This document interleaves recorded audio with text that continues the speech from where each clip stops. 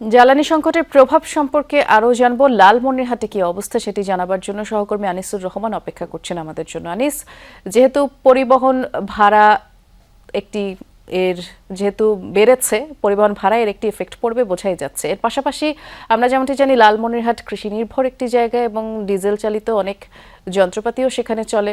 সব মিলিয়ে সব ক্ষেত্রেই তো এর প্রভাব পড়ার কথা। সংকট আসলে কোন পর্যায়ে? বৃষ্টি, আমি কিন্তু এই মুহূর্তে রয়েছি লালমনিরহাটের মেসার্স দৌলে ফিলিং স্টেশন। আপনাকে যদি একটু আমি দেখাতে পারি যে এখানে কিন্তু এই কিছুক্ষণ আগে তেল বিতরণ শুরু হলো। তারা কিন্তু সম্পূর্ণ দিতে পারতেছেন না, তারা অকটেন আজকে অকটেন দিচ্ছেন। যারা ফুয়েল কার্ড আছে তারা পাচ্ছেন 500 টাকার করে অকটেন তারা নিতে পারছেন।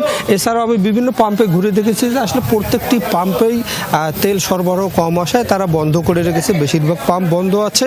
আর এদিকে আপনি আরেকটু যদি বললেন যে আসলে তেলের দাম বৃদ্ধির কারণে কিন্তু পরিবহনের প্রত্যেকটারই পরিবহনের ভাড়া বৃদ্ধি পেয়েছে। এছাড়া কৃষিতেও কিন্তু ব্যাপক প্রভাব পড়েছে। কৃষিতে যে ডিজেল দিয়ে তারা শ্যালো মেশিন দিয়ে তারা পানি দিচ্ছেন, সেখানেও কিন্তু ডিজেলের দাম বেশি হওয়ার কারণে কৃষিতে প্রভাব পড়ছে।